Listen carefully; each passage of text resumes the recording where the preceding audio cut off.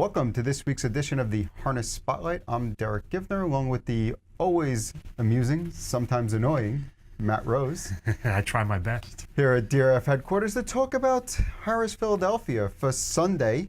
We're looking at May the 26th. There are three $100,000 invitational stake races on the card.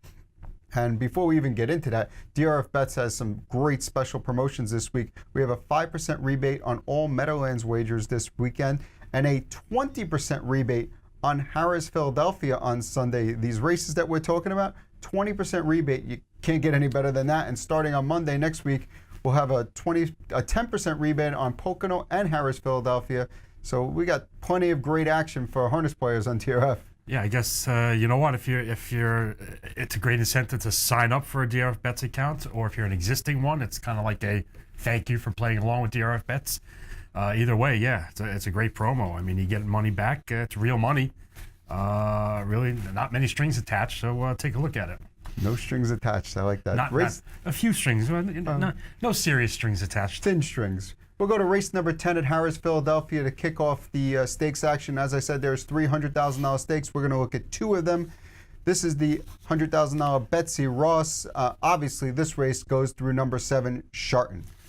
Yeah, obviously. Horse, the mare that needs no introduction. 5 for 6 this year, $319,000 in the bank. Steamrolled pretty much through the blue chip matchmaker at Yonkers, and then won the Noble Memorial at Miami Valley, and a bit of a controversial race, but circumstances, but still got the job done rather easily, 5 cents on the dollar. I guess you could say the only knock on her is the post here, with some very, very legit mares inside of her. She's shown some early speed, but obviously we have Tequila Monday inside of her, and Caveat Ali and Apple Bottom Jeans, all typically horses that go towards the front. It's going to make it a little bit more difficult for her to stroll to the lead and even back it down like she was doing at Yonkers. Yeah, like that's the key. The stroll to the lead and be able to back it down, which is pretty much with the exception of the matchmaker final, where she did have to make 2 moves and I guess had to speed it up rather than back it down. Yeah, there should be no freebies on the front end here, and I'm not convinced she's going to be on the front end here unless she's used harder early on, maybe than Tim Tetrick wants to use her. But again, like you said, the race goes through her. She's certainly no lock, and I don't think she's going to be an odds-on favorite here. Do you?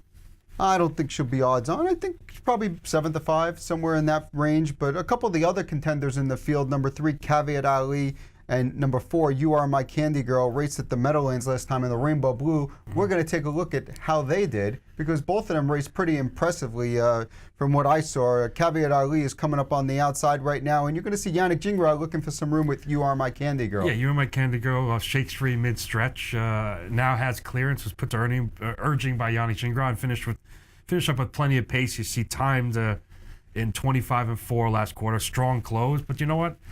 She should have been strong. She should have been closing strong off of that race. Pretty much a nice easy trip inside off a reasonable pace, and she should have had plenty of pace. Did you hand time that final quarter? Because my sheet has 25-1. Didn't I say that? You said 25-4. Oh my God! Oh my God! Another mistake. 25-1. I was in sub 26. How about that? Sub 26. I was extremely impressed with the final quarter from You Are My Candy Girl. That was only her second start as a 4-year-old. It's always tougher, they say, for the 4-year-olds to take on the older horses. I've liked what I've seen from her, and I think I'm going to get a pretty good price here, and I'm kind of leading in her direction as my top pick here. Okay, like I said, she did nothing wrong. She did, I'm sure, exactly what her connections wanted her to do last week. Finish up with plenty of pace. Like you said, I think that the transition to the 4-year-old ranks, 4-year-old racing against older, she certainly seems fast enough and capable enough. You're okay with Matt Kakaley subbing for the absent Yannick Gingras. Oh, yeah. You're fine with that, then I don't see any problem with it. I'm actually mapping out the trip here. I'm gonna drive for everyone in this race. Tequila Monday, Brian Sears. And drive for yourself, I must say. Oh, I'm not too good at that, I admit. And Caveat Ali both leave. So the 3 and the 6 are both going to leave. Sharton's going to leave also. Matt Kakaley's going to wait, let Sharton tuck in front of him, and then he's going to follow her live cover and win the race. What if Tetrick tucks and brushes or just drives onto the lead? Does that leave Kikeli first up or No, following? because a I horse he think doesn't- either Caveat Ali or Tequila Monday would pull in that situation because neither one of them are going to want to sit back. You know, I think she'll get cover somewhere somehow from one of these horses. I think the pace will be pretty quick, and I'm taking a shot. Where are you going? Okay, I'm on board with the concept of trying to beat Chardonnay, and I'm not going to do it with your horse. I'm going to give Tequila Monday a shot here. 6 for 6 this year. Basically, she's been perfect in every one of her starts. Been versatile, on the pace, off the pace, in the pocket. Easy pocket winning trip last week in the Northeast Series at Pocono Downs. We saw a win over this Philly Surface 2 back. You have this Brian Sears guy who has driven her in the past, listed to drive, and you know what? A forwardly placed mare that's 6 for 6 that we know she can go with these, and the price might be okay, and she may have a tactical advantage, like you said, on Sharton, or on Your Main Candy Girl if that one is coming from off the pace. And I'm going to take a stab if I can get anywhere near that 4-1 morning line price, The bottom line, which I think I will. The bottom line in this field is, listen, Sharton's the horse to beat, but you're going to have to take, let's say, 7-5 on a horse with an outside post against the toughest field she's faced this year, and you know, horses these are really good mares. Yes. I mean, so it just seems like a good spot to try to play against her, and if she beats you, she beats you. There's nothing you can do about it. Moving on to race number 11, it's the Maxie Lee. That's also worth $100,000. The morning line favorite up on the board is number 3, Homicide Hunter, and the race clearly goes through him. We mentioned these are for invitational trotters, this aged trotting group. Does the race go through him? Absolutely goes through him. I think we're going to see a clip coming up that I'm sure you will talk us through, with Homicide Hunter taking control in the front end. And again, you have this George Napolitano guy who shipped a subbing for Yannick Gingras driving for Ron Burke. And he did win the Breeders' Crown Final when last season when Homicide Hunter was in a different barn. So obviously he's going to get along fine with the horse. Well, let's take a look at the race from last week where he went wire to wire. You know, you're going to see here the beginning of the race, and Yannick Gingras on the 1, which is Homicide Hunter. He's really going to get into him early. You know, he's looking to do everything he can to keep Top Flight Angel from getting the lead. Yeah, it's not something you see it's kind of something you see maybe in an amateur race or in races with more like cowboy type drivers, and not with these. And it is difficult to get away from the rail at this track with the slanted starting gate. Yes, I mean that was a great job by Yannick to take control, and then was able to fend off pressure and had to be put to mild urging, come under a drive. You see Top Flight Angel flattening out. Maybe he's not beating the best horse in the world here, but you know what? He's still digging in to win this race after being used hard early. Exactly. You know? And you saw that the Top Flight Angel really didn't live to tell the tale after that, flattening out from the pocket. Other horses in this race to look at, number 2, Guardian Angel Oz, now a 5-year-old, showed nice potential last year as a 4-year-old, coming off a really nice win. Is this horse ready to step up and say, hey, listen, I'm one of the top dogs in this division? I actually think so. I really do. And he's going to be my top choice here, even in this stacked field. We didn't even get to the outside horse, Cruzado della Noche. We didn't even talk about him yet. Well, I mean, $50 bill is great. $50 bill is much better now after a few starts under his belt.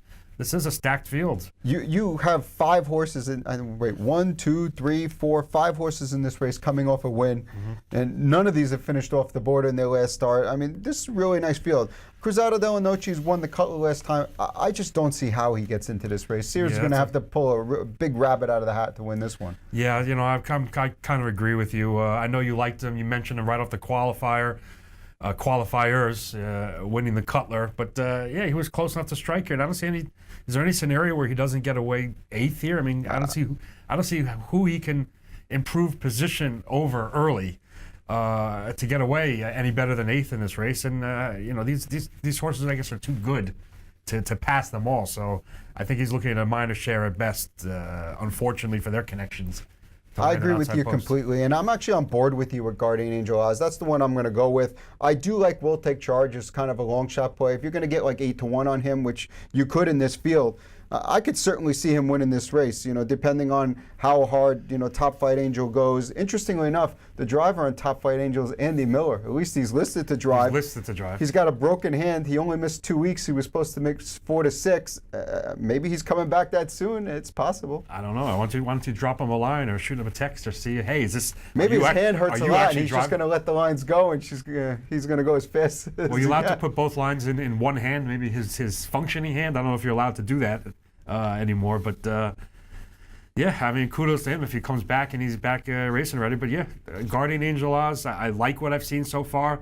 The Cutler effort, he could be excused from that second tier tough spot. That was his first start of the year. He followed up with a just Jagola effort at Pocono.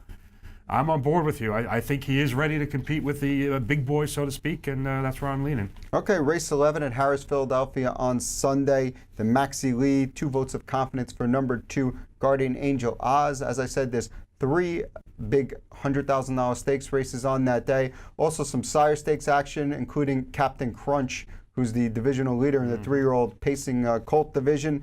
20% rebate on DRF bets. Check it out. You can go to promos.drf.com and you can get in on the action. Good luck.